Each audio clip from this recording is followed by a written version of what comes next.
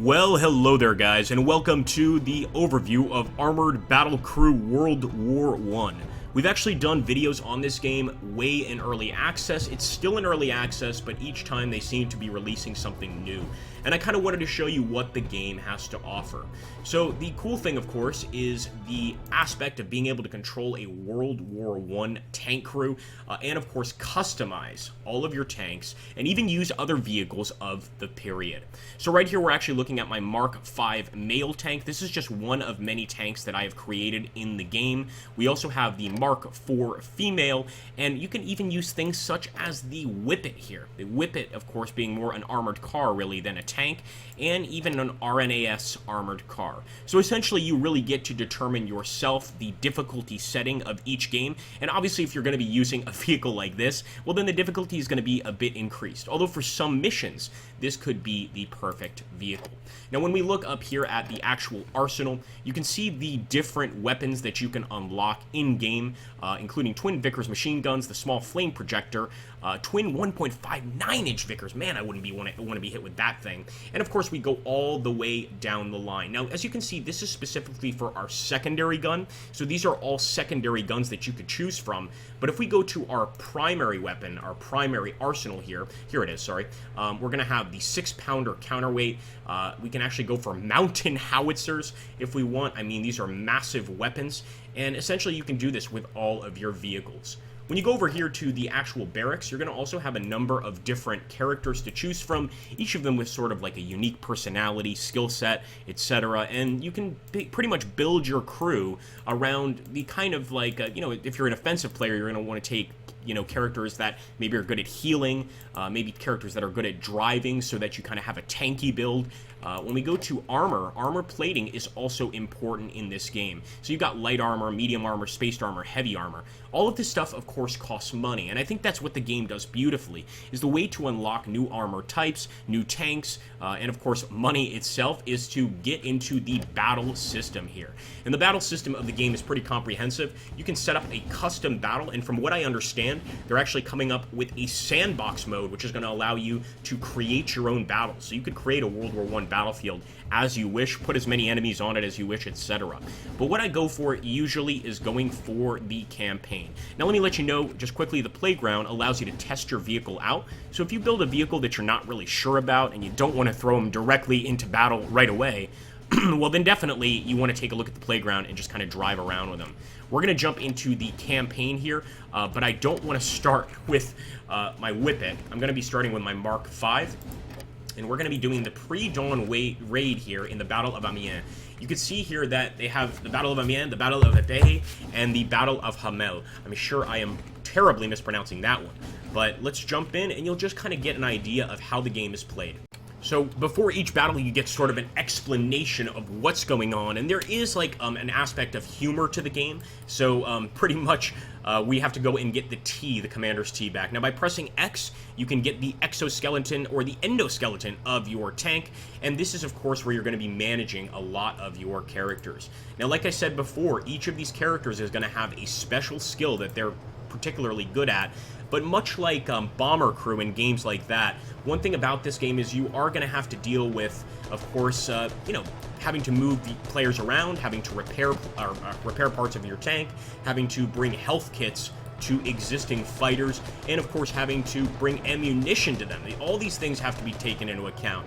Now down there in the lower right corner, we can actually see an overview of the map. I'm actually going to use one of Albert's special abilities, which is Floor It, which just means he's going to go a lot faster. But as you can see, I just hit a mine there, which is going to greatly affect our ability to move forward, and Albert is down, so already this is a good example of how I'm going to have to get Desmond to help Albert up. Otherwise, we have absolutely no driver for our tank. So let's go ahead, get him there. We, of course, want to get William some help as well, but there's not much we can do for him now. Let's just get Albert back on his gun. There we go. And he recovers quite quickly, good old Albert. So I'm going to put him back there in the driver's seat. And what we're going to do is we are going to go ahead and continue to help him out, give him some med kits. We've been very lucky we haven't been hit here, but obviously that's not always the case. I'm also going to try to get some help for William, because it looks like he needs it. Now, if you look at this box right here, we've got a radio. And that radio can be used to call in air support, all sorts of stuff. But to get that air support, you need to actually score some points. And that's what we're going to do right now, is we're going to try to score some points here against the enemy and get the commander's T back. We're also going to get this guy back on his gun. So let's see how this goes. Albert is still taking some shots, but we're going to launch smoke left and right. And this should stop most of the enemy anti-tank guns coming this way. Just like we have the ability to use artillery, so does the enemy.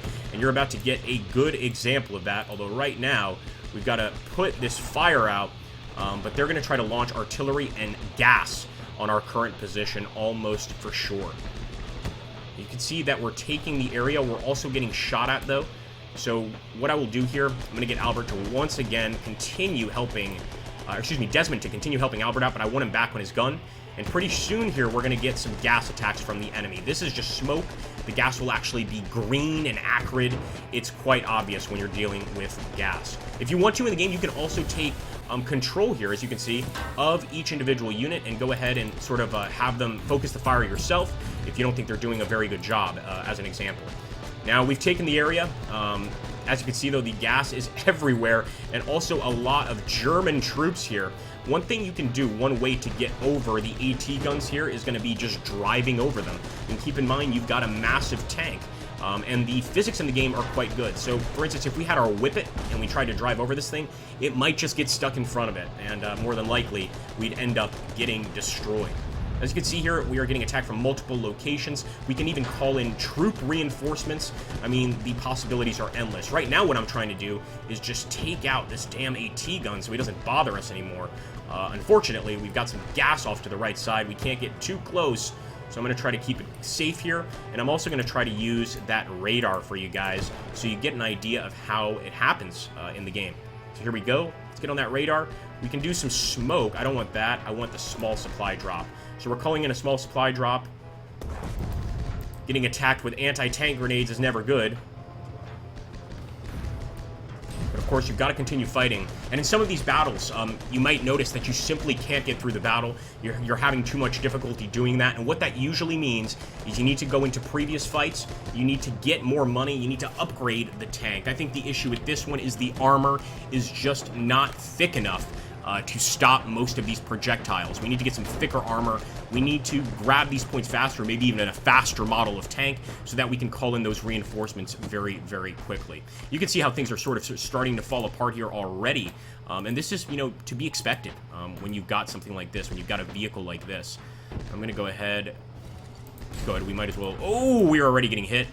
And as you can see, we have to start repairing several things. That's just not good, and we're going to have to get the hell out of here and repair elsewhere. There's no doubt about it. We'll see if Desmond can call in any artillery support so you guys can see that. Mortars. This is what we need, guys. We're going to drop it right there.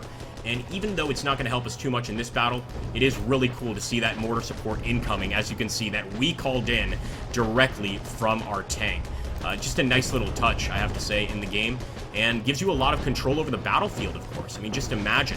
You've got enemy AT guns and barbed wire over here. The one thing that's going to actually get you through is going to probably be, of course, that artillery support.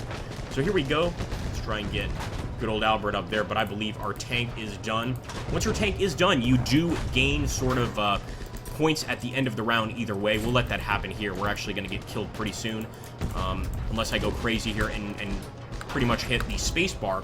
As you can see here, this is another awesome thing about the game. There is a slow motion button, and this is what you should really do if you want to like micromanage quickly, is use the slow-mo button. Of course, you can go back to regular speed pretty much whenever you want. Here we go. So we're going to push forward here. We're pretty much purposely trying to get killed. We will floor it, but I'm also taking the tea bag. But it's essentially just to show you guys how it happens. If you look at the health here, you can actually see the health of our tank. In this case, it's 401 over 500, which is pretty good. This tank itself is actually pretty strong, and often what will happen is it's not the tank that'll go, but your crew that will go. You know, the tank can stop most projectiles, but when it comes to, like, gas, things like that, your crew's going to be breathing that stuff in the entire time. Also, if you're in a position like this, you're not taking as many hits. You can see we're kind of diagonal to the enemy. If you're sideways like this, let me try to show you guys. This is terrible because, of course, now the enemy can fire directly into your side and completely destroy you. Right now, the enemy's actually calling in some smoke or some gas, so we'll see how that works and how it completely wipes out your crew, and very quickly as well. So just shows you how challenging the game is. You know, it looks like kind of a childish game. When I first looked at it, I was like, these graphics are kind of kiddie. But when you really play this game, it's very challenging. It's not an easy game to play. You really do need to get the right model tank. In fact, for some of these missions, we may not even need a tank. Like, maybe a tank is too heavy for a mission like this, and maybe something like a fast Jeep would be even better to grab these points quickly. Anyway, I got that defeat to show you guys the end turn, or the end battle screen. When we go ahead and go back to Garage, and as you can see, we get an entire explanation of the mission, and you're also unlocking experience for each of these individual units, which I think is really cool. And I love that, like, explanation. I love when you know, like, how much infantry you've killed, etc. We actually killed 44 enemy infantry units, which, by any stretch of the imagination, even if our tank died during World War I, the commanders would be pretty impressed. They'd be like, good job, good job. So, in any case, I hope you enjoyed, and you can see here, we are unlocking more XP, which unlocks more tanks, which unlocks more, you know, different structures on your tanks, better armor, better guns, etc. Anyway, guys, if you enjoyed this overview and you'd like to see more like it, hit that like button, drop a comment down below, and subscribe.